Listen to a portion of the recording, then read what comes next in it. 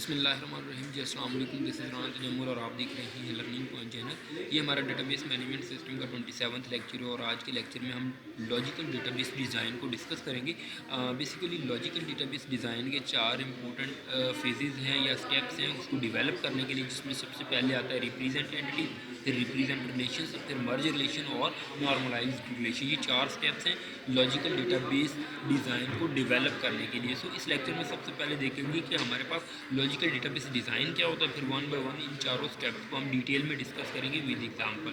तो let's move toward the logical database design. Basically ये एक प्रोसेस होता है कॉन्सेप्चुअल मॉडल को मैप करने का with the structure of target DBMS। जैसा कि यहाँ पे लिखा हुआ है, it is a process of mapping the conceptual model. जो भी कॉन्सेप्चुअल मॉडल होता है आपके पास डेटाबेस का, उसको हम स्ट्रक्चर करते हैं ऑफ द टारगेट DBMS, जो भी DBMS DBA ने चूज़ की होती है। If the target database is relational, अगर टारगेट डेटाबेस रिलेशनल है, मतलब रिलेशन बेस है, टेबल्स की फॉर्म में है, then it will be mapped on normalised relation. Normalised relation क्या होती है कि हमारे पास ऐसे टेबल्स होते हैं जिसमें जो अननेसेसरी डिटेल्स हैं या अननेसेसरी डेटा है उसको रिमूव कर दिया जाए, तो उसको नॉर्मलाइज्ड रिलेशन कहते हैं। टेबल में से अननेसेसरी डिटेल्स या डेटा को निकाल दिया जाए तो वो नॉर्मलाइज्ड रिलेशन होते हैं। There are 4 steps to develop a logical database design, जैसा कि मैंने पहले बताया। So one by one move करते हैं। सबसे पहले देखते हैं कि रिप्रेजेंट एंटिटीज़ का क्या मतलब होता है। जैसे कि आपने ER डायग्राम्स बनाई होंगी। ER डायग्राम में हमारे पास एक एंटिटीज़ होती हैं और एंटिटीज़ के डिफरेंट एट्रीब्यूट्स होते हैं, जिसमें की एट्रीब्यूट होता है हम उसको क्या करते हैं, आपके पास प्राइमरी की उसको बना दिया जाता है। जैसे कि एम्प्लॉय आईडी है, ये एक की एट्रीब्यूट है, इसको हम प्राइमरी की बना देते हैं और इसको अंडरलाइन कर देते हैं। कोई भी एट्रीब्यूट अगर अंडरलाइन होगा तो वो क्या होगा, हमारे पास प्राइमरी की होगा। प्राइमरी की डेफिनेशन आपको पता होगी। प्राइमरी की ऐसी की होती है जिसमें हमारे पास जो यूनिकली एक एट्रीब्यूट है उसको आइडेंटिफाई किया जाता है। जैसे कि आप स्टूडेंट है तो आपका एनरोलमेंट नंबर क्या होगा, आपका यूनिकली आइडेंटिफाई किया जा सकता है। आपके रोल नंबर से आपको आइडेंटिफाई किया जा सकता है, तो वो आपका क्या है, प्राइमरी की है। सो इसको अगर हम रिलेशन में कन्वर्ट करते हैं, रिप्रेजेंट एंटिटीज़ को हम रिलेशन के फॉर्म में शो करते हैं, तो वो कैसे हम रिलेशंस बना सकते हैं इसका। तो एम्प्लॉय जो यहाँ पे एंटिटी का नेम होगा वो रिलेशन का यहाँ पे क्या बन जाएगा, नेम बन जाएगा। ये एम्प्लॉय रिलेशन बन गया। उसके बाद जितनी भी इसके एट्रीब्यूट्स होंगे वो रिलेशन के क्या बन जाएंगे, एट्रीब्यूट बन जाएंगे। और एम्प्लॉय आईडी यहाँ पे प्राइमरी की थी और यहाँ पहला एट्रीब्यूट जो होगा employee ID as a primary रहेगा। जैसा कि यहाँ पे लिखा हुआ है, each entity in ER diagram is represented as a relational model.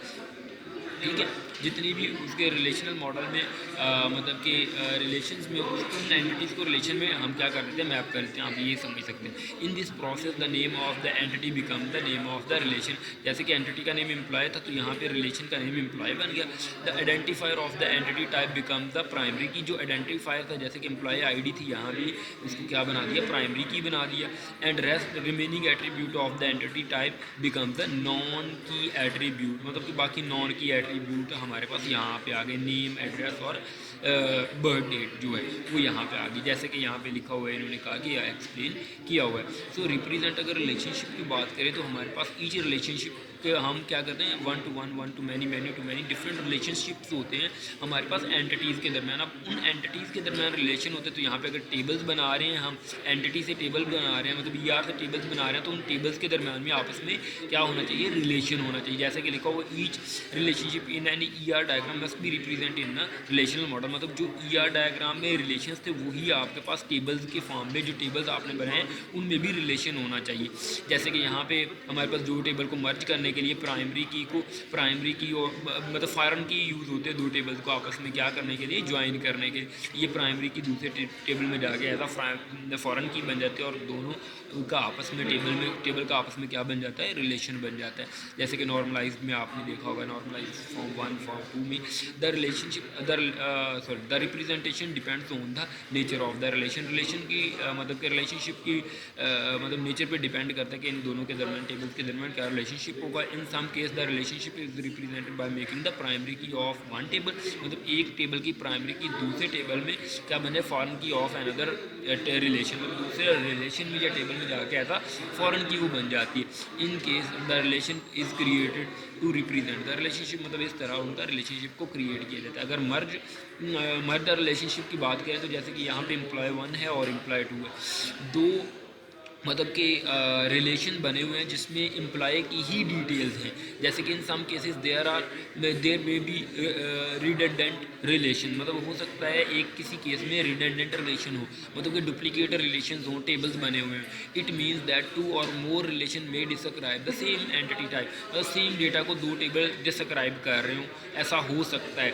The redundant relation must be merge to remove the redundancy, फिर उन दो रिलेशन को क्या किया जाता है, रिमूव करके एक टेबल बनाना चाहिए, क्योंकि वो सेम इंफॉर्मेशन को शो कर रहे होते हैं। This process is known as view integration. View integration भी इसको कहते हैं। जैसे कि हमारे पास एम्प्लॉय 1 टेबल है और एम्प्लॉय 2 टेबल है। अब इसमें हमारे पास क्या है, एम्प्लॉय नंबर है, यहाँ भी एम्प्लॉय नंबर है, यहाँ पे नेम है, यहाँ पे ई नेम कर दिया इन्होंने, यहाँ पे एड्रेस है, यहाँ पे एम्प्लॉय एड्रेस, मतलब सेम टाइप की इंफॉर्मेशन दो रिलेशंस में पाई जाती है। अब अगर इन दोनों को हम मिला के एक ही टेबल बना दें, सारे एट्रीब्यूट उठा के डुप्लीकेशन ख़त्म कर दें और एक रिलेशन बना दें, जैसे कि एम्प्लॉय नंबर एक ही दफ़ा लिख दें, नेम लिख दें, एड्रेस लिख दें, फ़ोन लिख दें और बाकी जो रेस्ट ऑफ द एट्रीब्यूट लिख दें, तो ये हमारे पास मर्ज द रिलेशंस की एट्रीब्यूट मतलब कि वो करेगा। जैसे कि the above table employee 1 and employee 2 describe the same entity employee, ठीक है, they can merge into the one relation. इनको वन रिलेशन में हमने क्या कर दिया, शो कर दिया। The result of merge table is above as the following, जैसे कि नीचे दिखाएगा। The new relation contain the attribute of both relation, both relation के एट्रीब्यूट्स को वो कंटेन करेगा विदाउट एनी रिपीटिंग एट्रीब्यूट, मतलब कि जो भी रिपीटिशन होगी उसको रिमूव कर दिया जाएगा। नॉर्मलाइज द रिलेशन का मतलब ये होता है कि अननेसेसरी डिटेल्स जो होती हैं एक रिलेशन से निकाल दी जाती हैं, ठीक है। जो डुप्लीकेशन होती है ये इस तरह की डिटेल